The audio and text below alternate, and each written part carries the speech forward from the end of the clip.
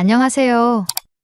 마음을 움직이는 감동 한 편을 전하는 감동열차입니다. 오늘도 감성 한 칸, 따뜻함 한 스푼 가득 싣고 출발합니다. 그럼 오늘의 이야기 시작합니다. 짐 싸.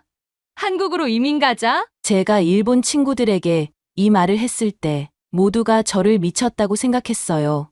와세다 대학 법학부를 나와 도쿄의 국제 로펌에서 7년간 일한 엘리트 변호사가 갑자기 한국 이민을 말하다니요. 유리코야, 정신 차려. 한국이 일본보다 좋을 게 뭐가 있어? 친구들의 반응은 당연했어요.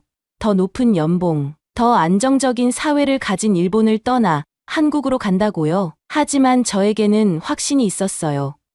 그리고 저와 같은 생각을 하는 친구들이 3명 더 있었어요.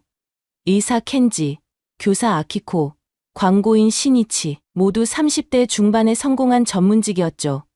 우리는 왜 안정적인 일본을 떠나 한국으로 향했을까요? 사실 처음엔 단순한 여행이었어요. 각자 인생의 벽에 부딪혀 잠시 현실을 피하고 싶었던 거죠. 그런데 일주일간의 한국 여행이 우리 인생을 완전히 바꿔놓았어요.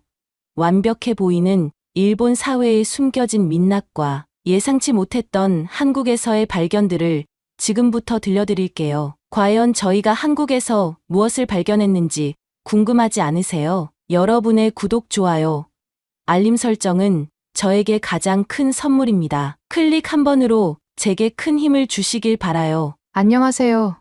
저는 다나카 유리코입니다. 도쿄 시부야구에서 태어나 자란 34살 변호사예요. 와세다 대학 법학부를 졸업하고 미국 하버드에서 국제법 석사를 받은 후 도쿄의 한 국제 로펌에서 7년간 일해왔습니다. 부모님은 둘 다 대학 교수시고 제겐 2살 어린 남동생이 하나 있어요. 남동생은 의사가 되어 도쿄의 한 종합병원에서 내과 전문의로 일하고 있고요. 겉으로 보면 우리 가족은 정말 성공한 케이스였어요. 부모님은 안정적인 직업에 사회적 지위도 높으시고 남동생과 저도 각각 의사와 변호사로 남부럽지 않은 삶을 살고 있었거든요. 도쿄 로폰기 힐스 근처의 고급 아파트에서 혼자 살며 매달 받는 월급으로는 충분히 여유로운 생활을 할 수 있었습니다. 하지만 작년 가을 제 인생에 균열이 생기기 시작했어요. 시작은 회사에서 맡고 있던 대형 프로젝트였습니다. 일본의 한 대기업이 동남아시아에 진출하면서 발생한 복잡한 국제 계약 분쟁 사건이었는데 저는 그 프로젝트의 리드 변호사로 1년 가까이 매달려 있었어요. 주말도 없이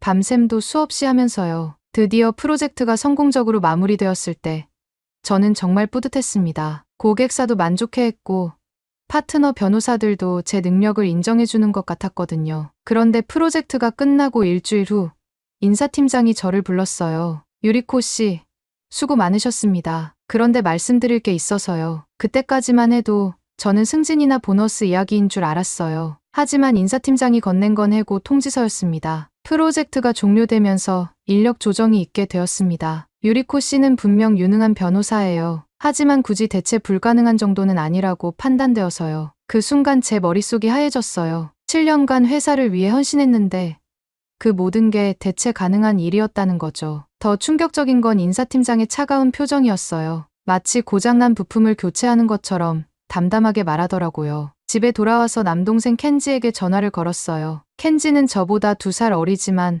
항상 든든한 조언을 해주는 동생이거든요. 그런데 켄지의 목소리도 평소와 달랐어요. 누나, 사실 나도 요즘 힘들어. 병원에서 일이 좀 생겼어. 켄지 이야기를 들어보니 그도 비슷한 상황이었어요. 과로에 시달리던 켄지가 어느 날 판단 실수를 했대요. 다행히 큰 의료사고는 아니었지만 환자 보호자가 크게 항의했고 결국 병원 윤리위원회까지 올라갔다고 하더라고요. 병원에서 뭐라고 했어? 개인의 정서적 불안정이 시스템의 안정성을 해친다고 하더라. 의사로서의 책임은 인정하지만 병원은 나를 감싸주지 않았어. 전화를 끊고 나서 정말 허탈했어요. 우리 남매가 그토록 열심히 살아온 게 뭐였나 싶었거든요. 며칠 후 대학 동창인 아키코를 만났어요. 아키코는 결혼한 지 3년 된 친구인데 최근 임신을 준비하고 있다고 했었거든요. 그런데 만나보니 표정이 어두웠어요. 유리코야, 나 요즘 정말 고민이 많아. 아이를 가져야 할지 말아야 할지. 왜?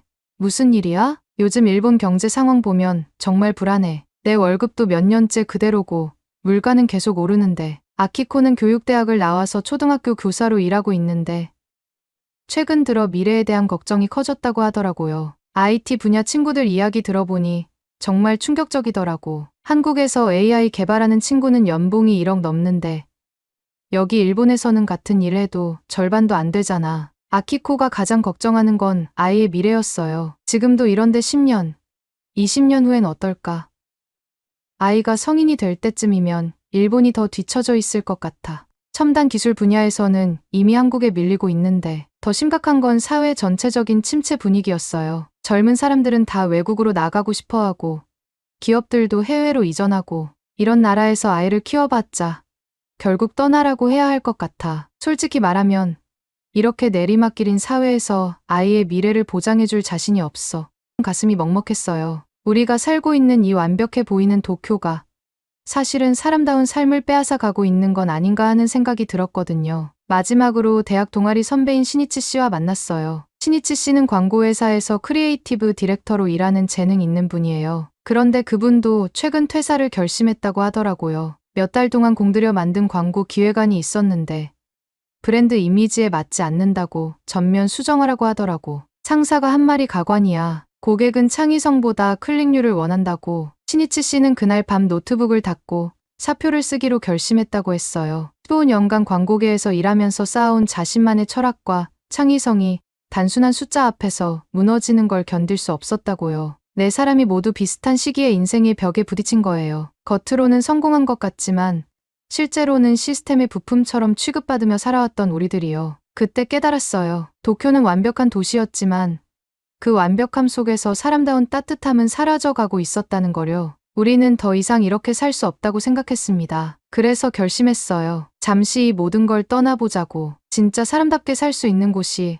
어디인지 찾아보자고요. 그렇게 우리는 탈출 계획을 세웠습니다. 신이치 씨가 제안했어요. 그냥 잠깐이라도 여행을 떠나보자. 우리가 정말 살고 싶은 곳이 어디인지 찾아보는 거야. 처음엔 단순한 여행이라고 생각했어요. 하지만 지금 돌이켜보면 그건 우리 인생의 전환점이 되는 모험의 시작이었습니다. 첫 번째 목적지로 중국을 선택했어요. 아시아의 경제 대국이고 일본과 가까우니까 부담 없이 다녀올 수 있을 거라고 생각했거든요. 켄지와 아키코는 각각 남편, 아내와 함께 부부 동반으로 가기로 했고 저와 신이치 씨는 각자 개별적으로 여행하기로 했어요. 베이징 공항에 도착한 순간부터 뭔가 이상했습니다. 공항에서부터 사람들이 줄을 서지 않더라고요. 입국 심사대 앞에서 사람들이 마구 끼어들고 큰 소리로 떠들며 질서라는 게 없었어요. 저는 일본에서 평생 살면서 이런 무질서를 본 적이 없었거든요. 택시를 타고 호텔로 가는데 기사가 미터기를 켜지 않더라고요. 제가 영어로 미터 플리즈라고 했더니 손사래를 치며 뭔가 중국어로 계속 말하는 거예요. 나중에 알고 보니 외국인이라고 바가지를 씌우려던 거였어요. 일본에서는 상상도 할 수 없는 일이었습니다. 호텔에 체크인하고 나서 아키코에게 전화를 걸었어요. 아키코는 남편과 함께 왕푸진 거리를 구경하다가 큰일을 당했다고 하더라고요. 유리코야, 나 가방을 소매치기 당했어. 정말 순식간이었어. 사람이 많은 시장에서 구경하고 있는데 갑자기 누가 내 가방을 확 당기는 거야. 신고는 했어? 했는데 경찰이 외국인이니까 조심했어야 한다는 식으로 말하더라. 마치 내가 잘못한 것처럼. 아키코의 목소리에서 당황과 분노가 느껴졌어요. 일본에서는 지갑을 떨어뜨려도 돌려받을 수 있는데 여기서는 정반대였던 거죠. 켄지도 비슷한 경험을 했어요. 그는 아내와 함께 현지 식당에 갔는데 정말 충격적인 일을 겪었다고 했어요. 누나, 식당에 들어가자마자 바닥이 기름투성이야. 테이블도 제대로 닦지 않았고 젓가락에 음식 찌꺼기가 그대로 붙어 있더라고. 설마 그 정도까지? 그게 다가 아니야. 주방이 보이는 자리에 앉았는데 요리사가 바닥에 떨어진 재료를 주워서 그대로 요리에 넣는 걸 봤어. 아내는 너무 놀라서 음식을 먹지도 못했어. 켄지는 의사라서 평소에도 위생에 특히 민감한데 그런 모습을 보고 정말 충격을 받았다고 하더라고요. 더욱 놀라운 건 다른 손님들은 아무렇지도 않게 음식을 먹고 있었다는 거예요. 게다가 서빙하는 직원이 코를 후비고 난 손으로 그대로 음식을 나르더라고. 손도 씻지 않고. 일본에서는 상상도 할 수 없는 일이야. 저도 혼자 시내를 돌아다니면서 비슷한 경험들을 했어요. 음식 냄새가 너무 강해서 길을 걷기가 힘들었고 사람들이 아무 곳에나 침을 뱉는 모습도 봤어요. 지하철에서는 사람들이 새치기하고 밀치고 노약 좌석에 젊은 사람들이 앉아서 스마트폰만 보고 있었어요. 가장 충격적이었던 건 셋째 날 저녁이었어요. 켄지가 급하게 전화를 걸어왔거든요. 누나, 지금 호텔 앞 대로에서 교통사고가 났어. 오토바이 운전자가 크게 다친 것 같은데 사람들이 다 구경만 하고 있어. 뭐라고? 켄지가 응급처치했지? 그게 문제야. 내가 다가가서 도우려고 하니까 사람들이 막는 거야. 관계없는 일에 끼어들지 마라. 나중에 책임져야 한다면서. 심지어 누군가는 의료비 요구할 수도 있다고 하더라고. 그래서 어떻게 했어? 그냥 밀어내고 응급처치했지. 그런데 정말 이상한 건 구급차가 와서 환자를 옮길 때까지 사람들이 동영상만 찍고 있었어. 도움은 안 주고 구경거리로만 보는 거야. 캣지는 일본에서 의사로 일하면서 언제나 사람을 돕는 게 당연하다고 생각했는데 여기서는 남을 돕는 것조차 위험한 일이 되어버린 거예요. 더 놀라운 건 나중에 현지인한테 들은 이야기였어요. 켄지야, 그 사람 말이 맞을 수도 있어. 중국에서는 남을 도와주다가 오히려 가해자로 몰리는 경우가 있다고 하더라고. 신이치 씨는 예술과 문화를 좋아해서 박물관이나 갤러리를 많이 다녔는데 그분도 실망이 컸어요. 문화재나 예술품은 정말 훌륭해. 하지만 그걸 관리하고 설명하는 사람들의 태도가 너무 기계적이야. 질문을 해도 정해진 대답만 하고 진정한 소통이 없어. 우리는 베이징에서 닷새를 보낸 후 상하이로 이동했어요. 상하이는 더 현대적인 도시였지만 사람들의 마음은 여전히 차갑게 느껴졌어요. 고층 빌딩들 사이에서 사람들은 바쁘게 움직였지만 서로에게 관심이 없어 보였어요. 상하이에서의 마지막 밤, 우리 넷은 호텔 로비에서 만났어요. 모두의 표정이 어두웠어요. 솔직히 말해서 여기서도 답을 찾지 못했어. 라고 아키코가 말했어요. 켄지도 고개를 끄덕였어요. 오히려 더 혼란스러워. 일본이 차갑다고 생각했는데 여기는 더 냉정한 것 같아. 신이치 씨가 말했어요. 경제적으로는 발달했지만 사람 간의 따뜻함은 찾기 어렵네. 우리가 찾고 있는 건 이게 아닌 것 같아. 저도 동감했어요. 여기서도 사람은 사라져 있는 것 같아. 일본과는 다른 방식이지만 결국 개인은 시스템의 부품일 뿐이야. 그때 신이치 씨가 갑자기 스마트폰을 꺼내더니 항공 앱을 열기 시작했어요. 우리의 목적이 뭐였지? 살고 싶은 곳 찾기였잖아. 중국에서 답을 못 찾았다고 포기할 순 없어. 그럼 어디로 가자는 거야? 라고 제가 물었어요. 신이치 씨가 화면을 보여주며 말했어요. 한국은 어때? 서울행 특가표가 있네. 내일 아침 비행기로 갈 수 있어. 한국? 저는 솔직히 한국에 대해 잘 몰랐어요. 케이팝이나 드라마 정도만 알고 있었고 실제로 한국이 어떤 곳인지는 생각해 본 적이 없었거든요. 아키코가 말했어요. 한국도 아시아 국가니까 우리랑 비슷하지 않을까? 켄지는 조금 다른 반응을 보였어요. 병원에서 한국 의료진들과 교류할 기회가 있었는데 그분들이 생각보다 따뜻했어. 전문성도 있으면서 인간적이었거든. 신이치 씨가 결정적인 말을 했어요. 여행의 목적을 다시 생각해보자. 우리는 도망치는 게 아니라 새로운 가능성을 찾고 있는 거야. 한국에서 우리가 원하는 답을 찾을 수 있을지도 몰라. 그렇게 우리는 갑작스럽게 행선지를 바꾸게 되었습니다. 중국에서의 실망스러운 경험들이 오히려 우리를 새로운 모험으로 이끈 셈이었어요. 다음 날 아침, 우리는 인천국제공항으로 향하는 비행기에 몸을 맡겼습니다. 비행기 안에서 창밖을 내려다보며 생각했어요. 과연 한국에서는 어떤 일들이 우리를 기다리고 있을까요? 인천공항에 도착한 순간부터 뭔가 달랐어요. 공항 직원들이 미소를 지으며 인사를 하더라고요. 중국에서 봤던 무표정한 얼굴들과는 완전히 달랐습니다. 입국 심사관도 안녕하세요. 여행 목적이 어떻게 되세요? 라고 정중하게 물어보더라고요. 공항 리무진 버스를 타고 서울 시내로 향하는데 창밖 풍경이 정말 신기했어요. 고층 빌딩들이 즐비한 건 도쿄와 비슷했지만 그 사이사이에 작은 상점들과 카페들이 어우러져 있어서 훨씬 정겨운 느낌이었거든요. 우리가 첫날 묵기로 한 곳은 마포구의 한 민박집이었어요. 신이치 씨가 인터넷으로 찾아준 곳인데 한옥을 개조한 작은 게스트하우스였어요. 짐을 풀고 있는데 민박집 할머니가 방으로 찾아오시더라고요. 어머, 일본에서 오셨구나. 멀리서 고생하셨어요. 할머니는 일본어를 조금 할 수 있으셨는데 정말 따뜻하게 맞아주셨어요. 그런데 할머니가 하신 다음 말에 정말 놀랐어요. 첫 끼는 국물이 있어야지. 미역국 끓여줄게요. 여행하느라 지치셨을 텐데. 그 순간 눈물이 핑 돌았어요. 중국에서는 물론이고 일본에서도 누군가가 제 상태를 먼저 걱정해준 적이 언제였나 싶었거든요. 직장에서도 집에서도 항상 괜찮다, 문제없다고 말해야 했는데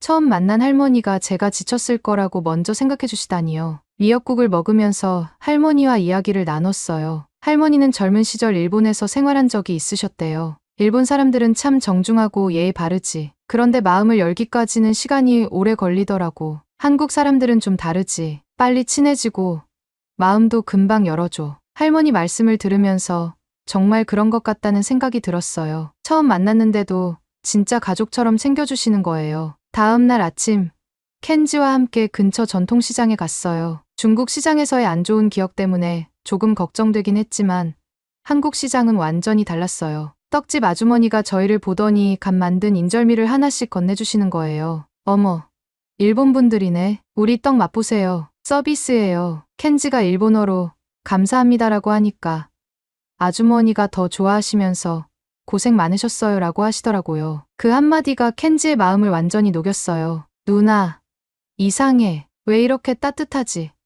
나 지금까지 살면서 이런 대접 받아본 적 없는 것 같아. 켄지는 일본에서 의사로 일하면서도 항상 격식을 차려야 했고 환자들도 예의는 지키지만 정작 따뜻한 말 한마디 해주는 사람은 별로 없었거든요. 검색 결과를 바탕으로 일본의 급식 상황에 대해 정확한 정보를 반영하여 수정하겠습니다. 아키코는 남편과 함께 서울의 한 초등학교를 견학했어요. 아키코가 교사라서 한국의 교육 현장이 궁금했던 거죠. 그런데 돌아와서 하는 말이 정말 인상적이었어요. 유리코야, 여기 급식이 정말 대단해. 일본은 최근 물가 상승으로 급식비가 오르면서 과일 대신 젤리나 케이크를 내놓는 학교들이 생기고 있는데 여기는 그런 걱정이 없어 보여. 일본이랑 많이 다르구나? 완전히 달라. 일본은 급식 민영화가 가속화되면서 반찬 가짓수도 줄어들고 퀄리티가 점점 떨어지고 있는데 여기는 영양사 선생님이 직접 식단표 설명해 주시면서 모든 메뉴가 영양 균형을 고려해서 만들어진다고 하더라고. 아키코는 급식실에서 아이들이 줄을 서서 급식을 받는 모습을 보고 정말 감동받았다고 했어요. 그리고 놀라운 건 방과 후 수업이야. 학교에서 태권도, 축구, 미술, 음악까지 다 가르쳐줘. 일본 같으면 다 사교육비 들여서 학원 보내야 하는데 더 인상적이었던 건 담임 선생님이 학부모들에게 하신 말씀이었대요. 우리 학교는 아이들이 행복하게 학교 생활하는 게 가장 중요합니다. 성적도 물론 중요하지만 인성과 창의성을 기르는 데 더 중점을 두고 있어요. 아키코는 그 말을 들으면서 한국에서라면 자신도 아이를 키울 수 있을 것 같다는 생각이 들었다고 했어요. 적어도 기본적인 교육 환경은 일본보다 훨씬 안정적으로 지원이 되어 있는 것 같다고요. 신이치 씨는 북촌 한옥마을을 돌아다니다가 작은 독립서점을 발견했어요. 그곳에서 열린 작은 낭독회에 참가했는데 완전히 매료되었다고 하더라고요. 유리코 씨, 정말 신기한 경험이었어요. 책방 주인이 직접 시를 낭독하는데 사람들이 진짜 진지하게 들어주는 거예요. 어떤 분위기였는데 일본의 문화 행사는 보통 조용하고 격식이 있잖아요. 그런데 여기는 중간중간 사람들이 아 하면서 공감 표현도 하고 끝나고 나서는 자연스럽게 이야기도 나누고 신이치 씨가 가장 감동받은 건 책방 주인이 마지막에 한 말이었대요. 이 공간은 사람의 마음이 잠시 쉴 수 있도록 만든 거예요. 성과나 효율성보다는 마음의 여유를 찾는 곳이죠. 그 말을 듣고 신이치 씨는 자신이 15년간 광고계에서 잃어버린 게 바로 그거라는 걸 깨달았다고 했어요. 저도 혼자서 명동과 홍대를 돌아다녔는데 정말 신기한 경험들을 많이 했어요. 길을 물어보면 모르는 사람도 직접 데려다 주려고 하고 카페에서 혼자 앉아 있으면 옆 테이블 사람들이 자연스럽게 말을 걸어주기도 했어요. 특히 기억에 남는 건 홍대 앞에 한 작은 카페에서 있었던 일이에요. 저 혼자 커피를 마시고 있는데 옆 테이블의 대학생들이 저에게 말을 걸더라고요. 혹시 일본 분이세요? 일본어 공부하고 있는데 대화 연습 좀 해도 될까요? 처음엔 조금 당황했지만 이야기를 나누다 보니 정말 순수하고 열정적인 아이들이었어요. 자신들의 꿈에 대해서도 열심히 이야기하고 제가 변호사라고 하니까 정말 궁금한 걸 많이 물어보더라고요. 누나, 일본에서 변호사 생활 어때요? 힘들지 않아요? 그 순간 정말 오랜만에 누군가가 제 일에 대해 진심으로 관심을 가져주는 것 같았어요. 일본에서는 모든 게 형식적이고 표면적이었는데 여기서는 진짜 사람 대 사람으로 대화하는 느낌이었거든요. 셋째 날 저녁, 우리 넷은 한강에서 만나기로 했어요. 치킨과 맥주를 사서 한강공원에 앉아 이야기를 나눴는데 모두의 표정이 중국에 있을 때와는 완전히 달랐어요. 이상해. 여기 와서 처음으로 마음이 편해지는 것 같아. 라고 아키코가 말했어요. 켄지도 고개를 끄덕였어요. 사람들이 진짜 따뜻해. 형식적이지 않고 진심으로 대해주는 것 같아. 신이치 씨가 맥주를 한 모금 마시고 말했어요. 우리가 찾고 있던 게 이거였나 봐. 효율성과 성과만을 추구하는 사회가 아니라 사람다운 따뜻함이 있는 곳. 그때 한강에서 바라본 서울의 야경이 정말 아름다웠어요. 반포대교에서 흘러나오는 음악 분수쇼를 보면서 저희는 모두 같은 생각을 하고 있었던 것 같아요. 여기서라면 정말 사람답게 살 수 있을 것 같다는 생각 말이에요. 그렇게 서울에서 일주일을 보내면서 우리에게는 정말 소중한 시간이었어요. 하지만 여행이 끝나갈수록 현실적인 걱정들이 하나둘씩 머릿속을 차지하기 시작했어요. 여섯째 날 아침, 저는 스마트폰으로 이메일을 확인하고 있었어요. 일본에서 받은 각종 구직 관련 메일들과 함께 한 통의 세미나 안내 메일이 눈에 띄었거든요. 서울한일 법률 세미나, 국제거래법의 현재와 미래. 사실 이 세미나는 일본에 있을 때부터 알고 있었어요. 하지만 그때는 실직 상태여서 참가할 엄두를 내지 못했었거든요. 어차피 마지막 날이니까 가보는 것도 나쁘지 않을 것 같았어요. 세미나에서 저는 질의응답 시간에 일본에서의 경험을 바탕으로 의견을 말씀드렸는데 한 로펌 대표님이 저에게 관심을 보이셨어요. 경력 있으신 분이라면 외국인 자문 충분히 가능해요. 한국 기업들도 일본 법률 자문이 절실한 상황이거든요. 그분은 명함을 건네주시면서 진지하게 제안해 주셨어요. 켄지는 민박집에서 할머니의 손주가 갑자기 열이 나자 간단한 진료를 도와드렸어요. 그 모습을 본 할머니가 동네 병원 원장님께 켄지를 소개해 주셨고 원장님은 흥미로운 제안을 하셨어요. 외국인 대상 클리닉 확장할 건데 도움 주실 수 있겠어요? 아키코는 우연히 견학한 대안학교에서 비정규 외국인 교사 초빙 제안을 받았고 신이치 씨는 북촌 골목의 폐점한 카페 임대 공고를 보며 새로운 가능성을 생각해봤어요. 그날 밤 민박집 테라스에서 우리는 이야기를 나눴어요. 정말 신기한 하루였어. 모두 뜻하지 않은 기회들을 만났잖아. 하지만 곧 현실적인 고민들이 밀려왔어요. 그런데 정말 가능할까? 비자는 어떻게 받지?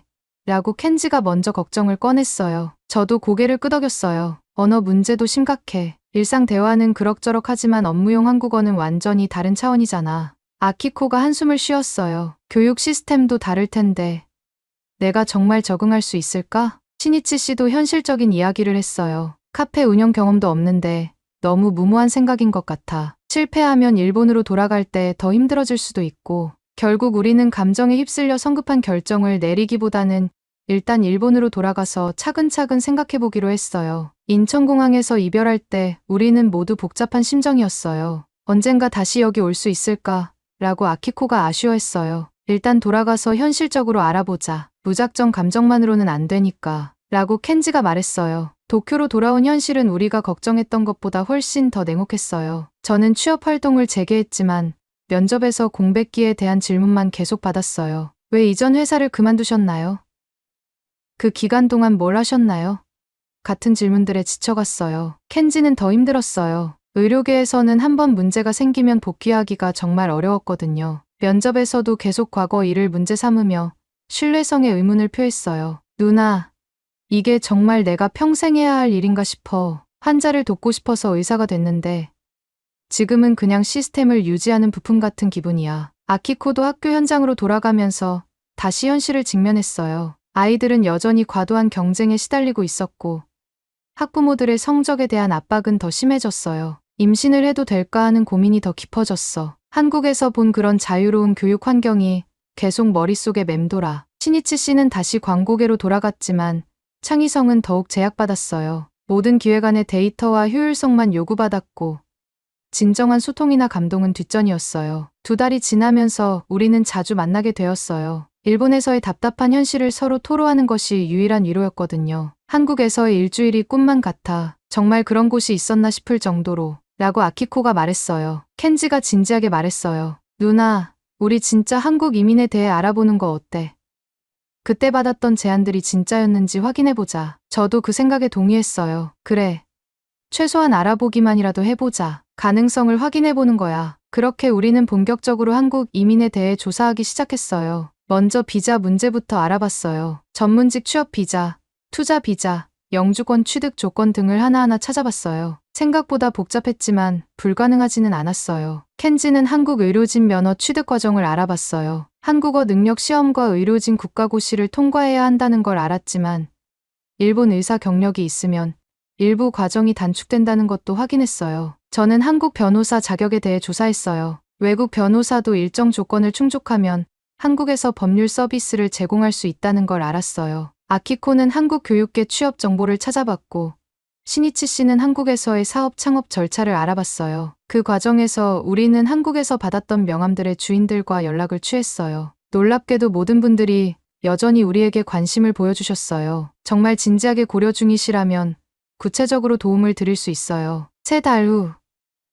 우리는 확신을 갖게 되었어요. 쉽지 않겠지만 충분히 도전해볼 만한 가치가 있다는 결론에 도달한 거예요. 실패할 수도 있어. 하지만 지금 이 상태로 계속 살기보다는 나을 것 같아. 라고 제가 말했어요. 켄지가 고개를 끄덕였어요. 최소한 후회는 안 할 것 같아. 시도도 안 해보고 포기하는 것보다는. 그렇게 우리는 인생의 큰 결단을 내렸습니다. 안전하지만 답답한 현재를 떠나 불확실하지만 희망적인 미래를 향해 나아가기로 한 거예요. 오늘의 이야기는 여기까지입니다. 마음에 드셨다면 구독과 좋아요 잊지 말고 한 번씩 눌러주세요. 소중한 시간 함께 해주셔서 진심으로 감사드리고 앞으로도 더 깊은 이야기로 여러분을 찾아뵐게요. 여러분을 찾아뵐게요. 여러분을 찾아뵐게요. 여러분을 찾아